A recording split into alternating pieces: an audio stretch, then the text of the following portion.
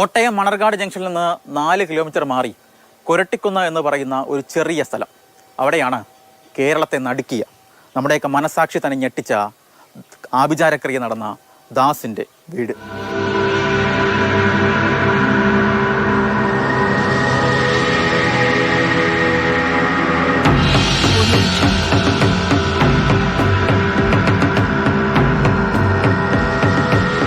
അൻപത്തിയഞ്ച് വയസ്സുള്ള ദാസും ഭാര്യ സൗമിനിയും 3 മക്കളുമാണ് ഈ വീട്ടിൽ താമസിച്ചു വന്നിരുന്നത്.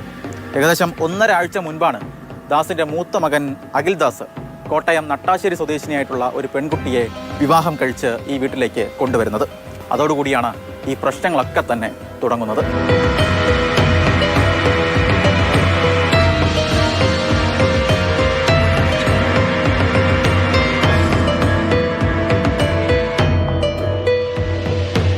കല്യാണം കഴിപ്പിച്ചു കൊണ്ടുവന്ന പെൺകുട്ടിയുടെ ശരീരത്തിൽ ബാധയുണ്ടെന്നും അത് അടുത്തിടെ മരിച്ചുപോയ ബന്ധുക്കളുടെ ആത്മാക്കളാണെന്നും ഭർത്തൃമാതാവ് സൗമിനി വീട്ടിൽ പറയുന്നു. അത് ഒഴിപ്പിക്കുന്നതിന് വേണ്ടി നല്ലൊരു പൂജാരിയെ തന്നെ വീട്ടിലേക്ക് വരുത്തുന്നതിനെക്കുറിച്ചും വീട്ടിൽ ആലോചന നടക്കുന്നു.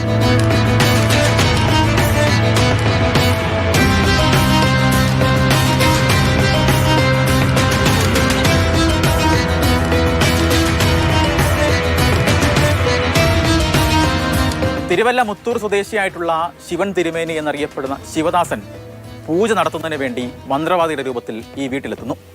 ശിവദാസന് നേരത്തെ തെങ്ങ് കയറ്റമായിരുന്നു ജോലി. തുടർന്ന് ഈ അടുത്തിടെയാണ് ഇത്തരത്തിൽ മന്ത്രവാദത്തിലേക്കൊക്കെ തന്നെ തിരിയുന്നത്. ഈ വീട്ടിലെത്തിയ ശിവദാസൻ നടത്തുന്നത് ആരും കേട്ടാൽ ഞെട്ടിപ്പോകുന്ന തരത്തിലുള്ള ക്രൂരമായ പീഡനമാണ്.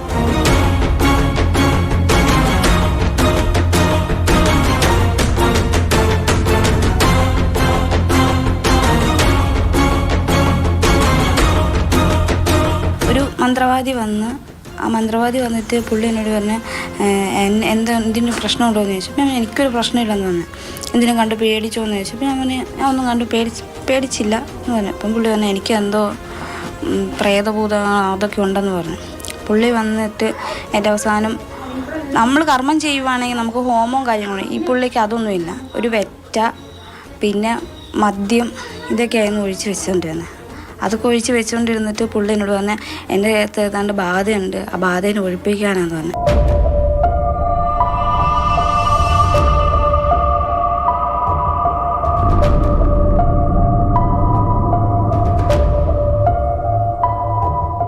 തനിക്ക് ഒരു കുഴപ്പവുമില്ലെന്നും തൻ്റെ ശരീരത്തിൽ ഒരു ബാധയുമില്ലെന്നും ഈ പെൺകുട്ടി ആവർത്തിച്ച് പറയുന്നുണ്ട്.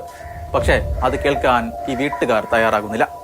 കഴിഞ്ഞ നവംബർ 2-ന്, അതായത് കഴിഞ്ഞ ഞായറാഴ്ച രാവിലെ 11 മണി മുതൽ രാത്രി 9 മണി വരെ ഏകദേശം 10 മണിക്കൂർ നീണ്ടു നിൽക്കുന്ന ക്രൂരമായ പീഡനവും പൂജയുമാണ് ഈ കാണുന്ന ഈ വീട്ടിലെ നടുമുറിയിൽ നടന്നത്. ഇതിന്റെ ദൃശ്യങ്ങൾ മാതൃഭൂമി ന്യൂസ് ഇന്ന് രാവിലെ പുറത്തുവിട്ടിട്ടുണ്ട്.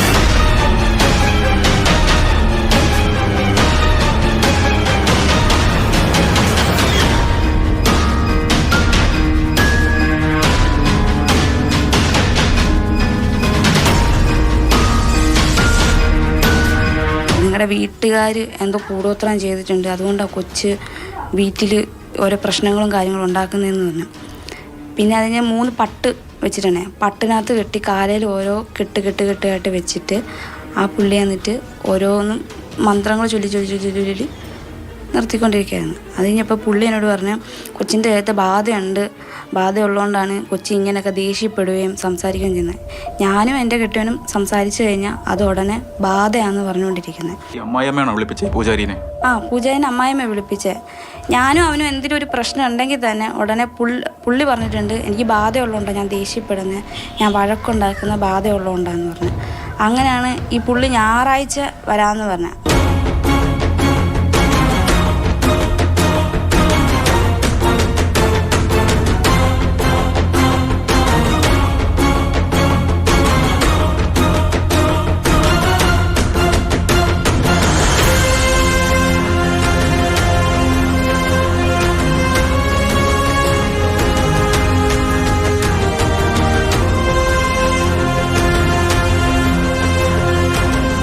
ഞാൻ എൻ്റെ വീട്ടുകാരായിട്ട് വിളിക്കുന്ന സംസാരിക്കുന്ന ഒന്നും ആ മന്ത്രവാദിക്ക് ഇഷ്ടമല്ല. പുള്ളി പറഞ്ഞിട്ടുണ്ട് ഞാൻ വിളിച്ചു കഴിഞ്ഞാൽ ഞാൻ വീട്ടുകാരിയായിട്ട് ബന്ധമാവും, അതുകൊണ്ട് അതിൻ്റെ ആവശ്യമില്ലെന്ന് പറഞ്ഞിട്ടുണ്ട്. അത് ഇവിടെ കൊണ്ട് സ്റ്റോപ്പ് ചെയ്യണമെന്ന് പുള്ളി പറഞ്ഞിരുന്നു.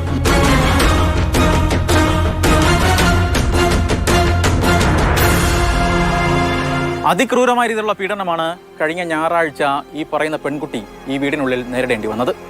ഈ പൂജാരിയും ബന്ധുക്കളും ചേർന്ന് പെൺകുട്ടിയുടെ കൈകാലുകൾ പട്ടുപയോഗിച്ച് കെട്ടിയിടുന്നു. പലതവണ ഈ 10 മണിക്കൂറിനിടയിൽ മദ്യം നൽകി പെൺകുട്ടിയെ അബോധാവസ്ഥയിലാക്കുന്നു. സിഗരറ്റ് കത്തിച്ച് ഈ പെൺകുട്ടിയുടെ വായിൽ തിരുകുന്നു. ഇതേ സിഗരറ്റ് എടുത്ത് പെൺകുട്ടിയുടെ നെറ്റിയിൽ പൊള്ളലുണ്ടാക്കുന്നു. പൂജയ്ക്ക് ഉപയോഗിച്ച ഭസ്മം പെൺകുട്ടിക്ക് തിന്നാൻ നൽകുന്നു. അത് നിർബന്ധപൂർവ്വം തീറ്റിക്കുന്നു. അതിനുശേഷം ആണി ഉപയോഗിച്ച് പെൺകുട്ടിയുടെ തലമുടി മുറിച്ചെടുക്കുന്നു.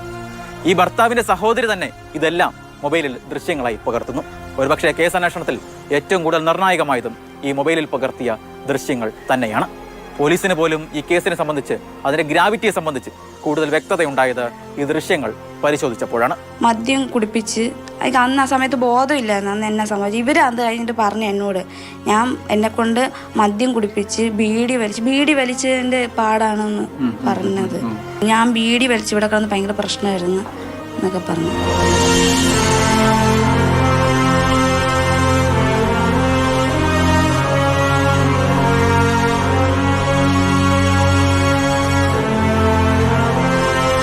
ആദ്യം മദ്യപിച്ചെന്ന് പറഞ്ഞു. ഞാൻ ഇതൊക്കെ പറഞ്ഞത് അവരുടെ അമ്മയാണ് പറഞ്ഞത്. അയ്യോ എന്നെ കാണിച്ചെന്ന് കൊച്ചിനെ അറിയാവോ, കൊച്ചിൻ്റെ അമ്മായിച്ചനെ ഞാൻ തല്ലി, അതൊക്കെ കൊച്ചിനെ അറിയാവോ എന്ന് ചോദിച്ചപ്പോൾ ഞാൻ പറഞ്ഞു എനിക്ക് ഓർമ്മയില്ലായിരുന്നു, എനിക്ക് ഓർമ്മയില്ലായിരുന്നു. മദ്യപിച്ച് കഴിഞ്ഞപ്പോൾ ഞാൻ കൊച്ചിൻ്റെ അവരുടെ അച്ഛനെ തല്ലി, അമ്മായിച്ചനെ തല്ലി എന്നൊക്കെ പറഞ്ഞു. ബീഡി വലിച്ച് കൊച്ചിന് വല്ലോ ആ ബീഡി വലിച്ച് എൻ്റെ അബോധാവസ്ഥയിലായിരുന്നു. അതെ, ഒന്നും എനിക്ക് ഓർമ്മയില്ലായിരുന്നു. ആ സമയത്ത് എന്നെ സംഭവിച്ചതെന്ന് പോലും എനിക്ക് ഓർമ്മയില്ലായിരുന്നു. ആ പുള്ളി ഒരു പട്ട് കെട്ടിക്കഴിഞ്ഞ ശേഷം കയ്യെ വന്നപ്പോഴത്തേക്കും എന്തോ ഉള്ളിൽ നിന്ന് ഇങ്ങോട്ട് കയറി വരുന്ന ഒരു തോന്നൽ എനിക്ക് വന്നു. കയറി വന്ന് പെട്ടെന്ന് എന്തോപോലെ കയറി വന്നു കഴിഞ്ഞ ശേഷം പിന്നെ എന്താ സംഭവിച്ചതെന്ന് എനിക്ക് അറിയത്തില്ല.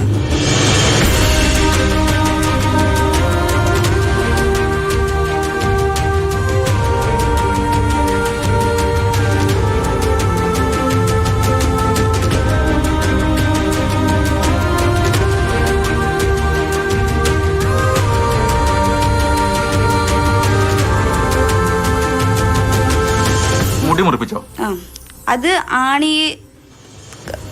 ആണി ചുറ്റിയിട്ട് മുടി വന്നിട്ട് മുറിപ്പിച്ച് ഞാൻ പറഞ്ഞു എനിക്ക് ആ പാടം മുടി കുറച്ചേ ഉള്ളെന്ന് പറഞ്ഞപ്പോൾ പുള്ളിയോട് പറഞ്ഞു ഇല്ല അതിനുള്ള മരുന്ന് ഞാൻ പറഞ്ഞു തരാമെന്ന് പറഞ്ഞു. മുടിയൊക്കെ മുറിപ്പിച്ച് കഴിഞ്ഞ ശേഷം പുള്ളിയോട് പറയാം മുടി വളരുകയൊക്കെ ചെയ്യും, ഇത് കൊച്ചിന് ബാധ പോകുന്നതുകൊണ്ടാണ് ഇതുപോലെ ചെയ്തതെന്ന് പറഞ്ഞു.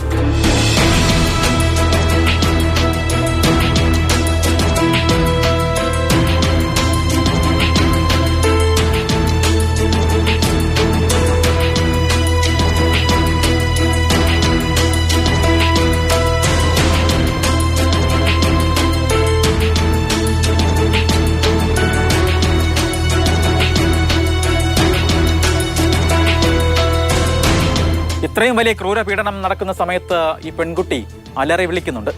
എന്നാൽ ഒച്ച പുറത്ത് കേൾക്കാതിരിക്കാൻ വീട്ടിലെ ഹോം തിയേറ്ററിൽ പാട്ട് വെച്ചാണ് കുടുംബം അതെല്ലാം തന്നെ മറച്ചത്.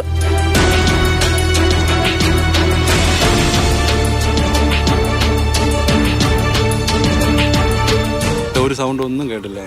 ഇപ്പോൾ രാത്രിയിൽ പോലീസ് വന്ന് കൊച്ചിനെ വീട്ടുകാർ വന്ന് കൊണ്ടുപോകുമ്പോൾ ഒരു ഒച്ചയൊക്കെ കേട്ടെന്നുള്ളൂ.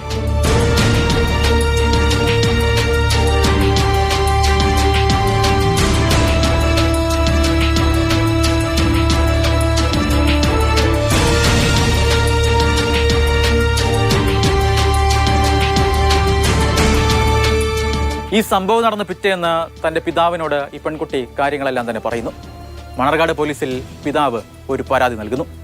അതിന് തുടർച്ചയായുണ്ടായ അന്വേഷണമാണ് ഈ കുറ്റകൃത്യങ്ങളുടെ സത്യം പുറത്തറിയുന്നതിലേക്ക് കാര്യങ്ങൾ കൊണ്ടുചെന്ന് എത്തിച്ചത്. എന്തായാലും നിലവിൽ 10 മണിക്കൂർ നടന്ന പൂജയാണ്. അതിൽ 1.5 മിനിറ്റ് വരെ ദൃശ്യങ്ങളാണ് ഇന്ന് രാവിലെ മാതൃഭൂമി ന്യൂസ് പുറത്തുവിട്ടത്.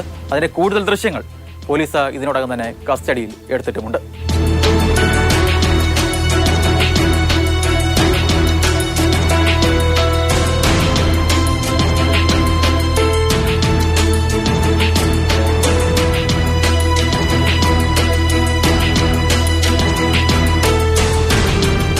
ഇതുവരെ കരുവാക്കിയത് മന്ത്രവാദിയാണ് ഇത്തരം കാര്യങ്ങളൊക്കെ നടന്നിട്ടുണ്ടെങ്കിൽ.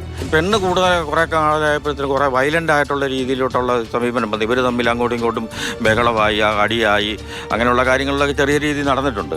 പക്ഷേ അത് ഇവരിലേതോ അപ്പം ഇവർ സ്ഥിരമായിട്ട് കുടുംബ കാര്യങ്ങളിലൊക്കെ പോയി ബന്ധപ്പെടുന്ന ഒരു മന്ത്രവാദിയുണ്ട്. അപ്പോൾ ആ മന്ത്രവാദിയോട് ഇങ്ങനെയുള്ള കാര്യങ്ങളൊക്കെ പറഞ്ഞപ്പം പറഞ്ഞു ബാധ കെട്ടിയിട്ടുണ്ട്, ഈ ബാധ ഒഴിപ്പിക്കാൻ വേണ്ടിയിട്ട് എന്തെങ്കിലും ചെയ്തില്ലെങ്കിൽ കുടുംബത്തിൽ വലിയ വിഷയം ഉണ്ടാകും, അതുകൊണ്ട് ഈ ബാധ എങ്ങനെയും ഒഴിപ്പിച്ചു വിടണമെന്ന് പറഞ്ഞു. അപ്പോൾ ഈ മന്ത്രവാദിയാണ് സത്യത്തിൽ ഇവരെ ഈ കുരുക്കിയത് ഈ വിഷയത്തിൽ. അപ്പം മന്ത്രവാദി പറഞ്ഞ എന്തെങ്കിലും കാര്യങ്ങളൊക്കെ ചെയ്ത് കാണും. മന്ത്രവാദം നടത്തുന്നത് ഒരിക്കലും ശരിയല്ല, മന്ത്രം കൊണ്ടൊരു കാരണവുമില്ല. പക്ഷേ ചില ആൾക്കാരെ സംബന്ധിച്ചിടത്തോളം അതിൽ നിന്ന് മോചനം നേടാനായിട്ട് ഇങ്ങനെ ഒരു വഴി ഉണ്ടെങ്കിൽ ആ വഴിയിലോട്ട് തേടി പോകും. കാരണം ഇവർക്ക് വലിയ വിദ്യാഭ്യാസമോ കാര്യങ്ങളൊന്നും അറിവുകളൊന്നും ഇല്ല. അതിൻ്റെയൊക്കെ ഒരു പോരായ്മകളാണ് ഇങ്ങനെ സംഭവിക്കുന്നത്. ഇവരോ വിദ്യാഭ്യാസം ഉള്ളവർക്കൊന്നും ഇങ്ങനെ ചെയ്യാൻ പറ്റത്തില്ല.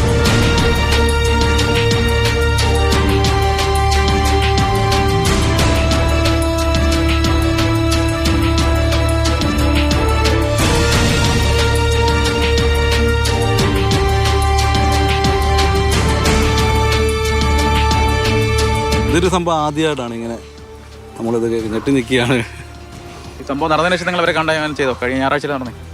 ഇല്ല, അതിന് ശേഷം കണ്ടില്ല, ആരെയും കണ്ടില്ല. ഇവിടെ ആരെയും ഈ പ്രദേശത്തെങ്ങും കണ്ടിട്ടില്ല. വീട് എല്ലാം പൂട്ടിയിട്ടിരിക്കുക. ഇവിടെ ആരൊക്കെയാണ് ഉള്ളത്? വല്യപ്പനും ആ പിള്ളേരുടെ അപ്പനും അമ്മയും ഒരു മകളുണ്ട്, അതും വന്നിട്ടുണ്ടായിരുന്നു.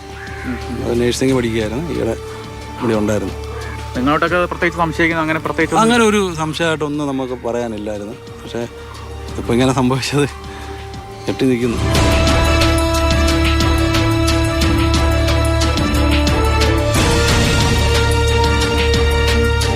ലഭിച്ച വീഡിയോ ദൃശ്യങ്ങളുടെയും പെൺകുട്ടിയുടെ മൊഴിയുടെയും അടിസ്ഥാനത്തിൽ പോലീസ് കേസെടുത്ത് അന്വേഷണം ആരംഭിച്ചു. ഭർത്താവ് അഖില്, അയാളുടെ പിതാവ് ദാസ്, ഈ പൂജകൾക്ക് നേതൃത്വം നൽകിയ തിരുവല്ല മുത്തൂർ സ്വദേശി ശിവൻ തിരുമേനി എന്ന ശിവദാസ്, ഈ 3 പേരെയും പോലീസ് അറസ്റ്റ് ചെയ്തു. അതേസമയത്ത് തന്നെ സംഭവം നടക്കുന്ന സമയത്ത് വീട്ടിലുണ്ടായിരുന്ന ഭർത്തൃമാതാവ് സൗമിനി, മറ്റ് 2 സഹോദരങ്ങൾ എന്നിവർ ഇപ്പോഴും ഒളിവിലാണ്. അവർക്ക് വേണ്ടിയുള്ള അന്വേഷണം പോലീസ് ഇപ്പോഴും നടത്തുന്നുണ്ട്.